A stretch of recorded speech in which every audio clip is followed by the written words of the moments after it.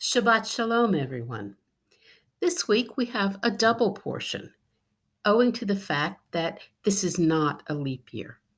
The portion Chukat, the first portion of our double, talks about rituals related to a dead person, preparing a house, recovering, ritual sacrifices, um, all very, very detailed instructions for the priests. And it goes on to talk about the trials and tribulations of the Israelites as they travel through the lands of other peoples, whether they are welcomed or, for the most part in this portion, they are not welcomed. And there are battles. The Israelites ask permission to cross through. They promise not to use any of the local resources, but the local tribes will not have them. And so there's a lot of strife in that portion. And then we come to the portion known as Balak. Balak is the name of a king.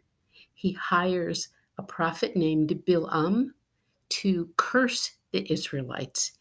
And the bulk of this section, this portion, Balak, is devoted to the story of Bilaam.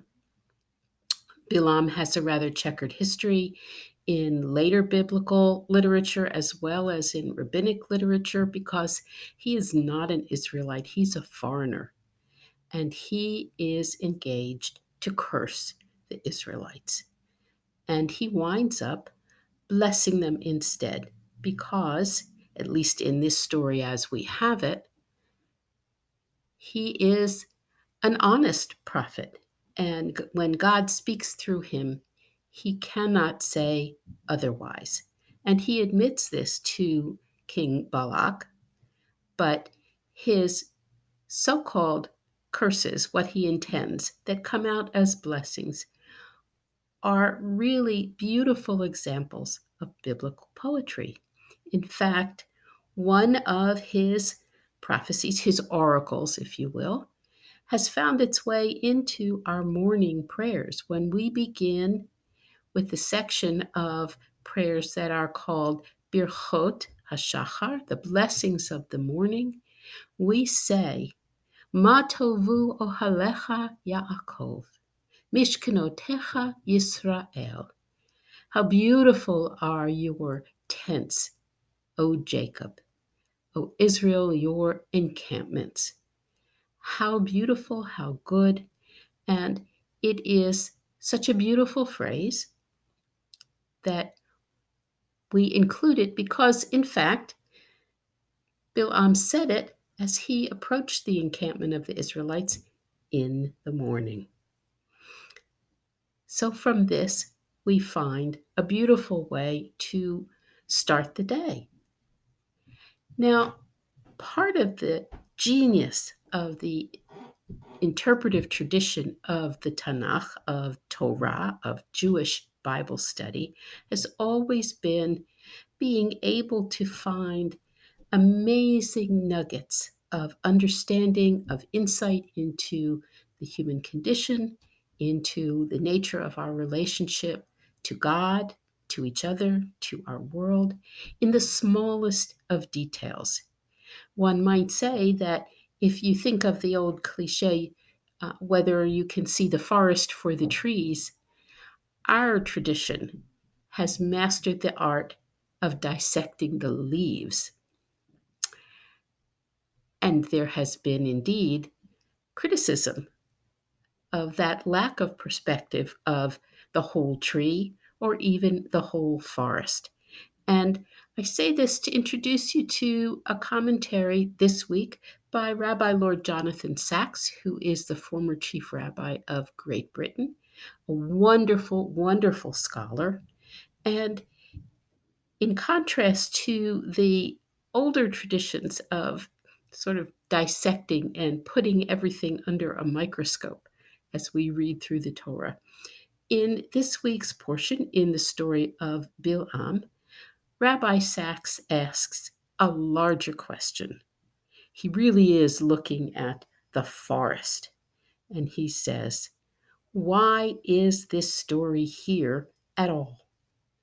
In our tradition, we know that this story is kind of a standalone, and biblical studies, particularly in the last 200 years, have recognized that it probably comes from a separate tradition, perhaps an older tradition, but certainly um, not part of the narrative of the wanderings. It's inserted here. And Rabbi Sachs asks, why? Why do we need it? Why do we, the reader, need it? Why do the Israelites need this? It doesn't change their experience. It doesn't affect Moses. The Israelites don't even know that this is happening, that Bilaam has been hired, and that he comes with this particular intent, even as it turns out to be blessings. Why is it here? Who benefits? What does it mean?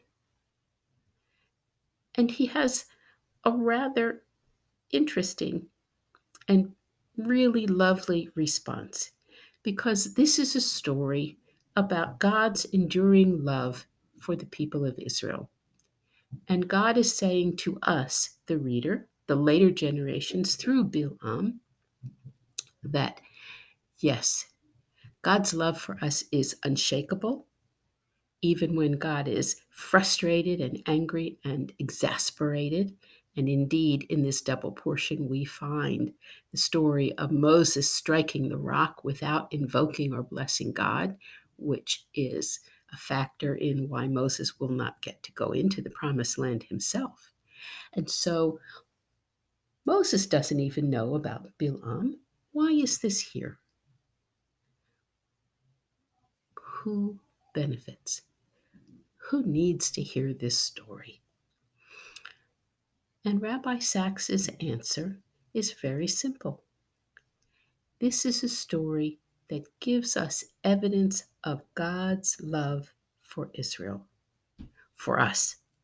That this is a story that really is necessary at this point, with all of these trials and tribulations, with the stubbornness and whining and fetching of the Israelites, and with Moses' frustration with them.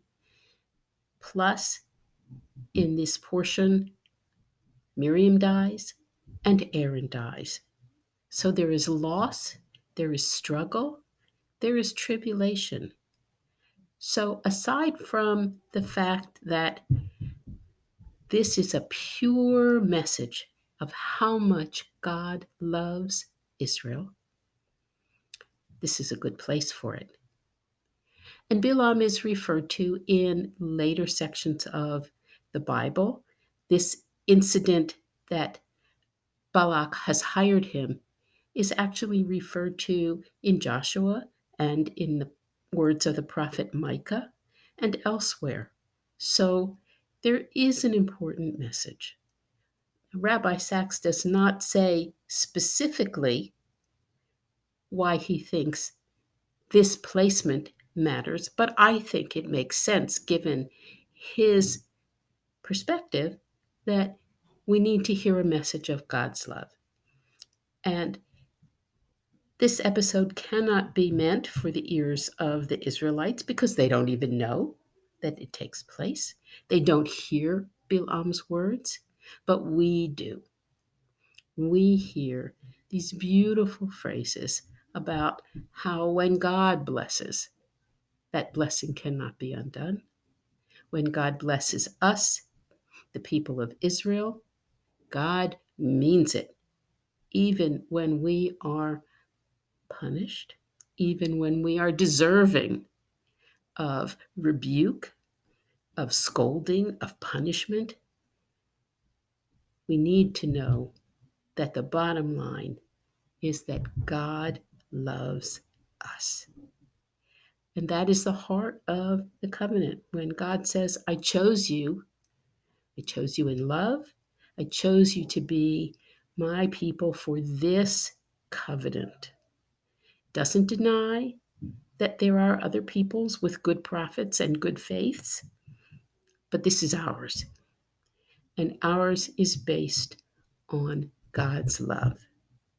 So sometimes when we step back and take a much broader view and try to find a wider context for a passage in the Torah, often we can also find meaning there.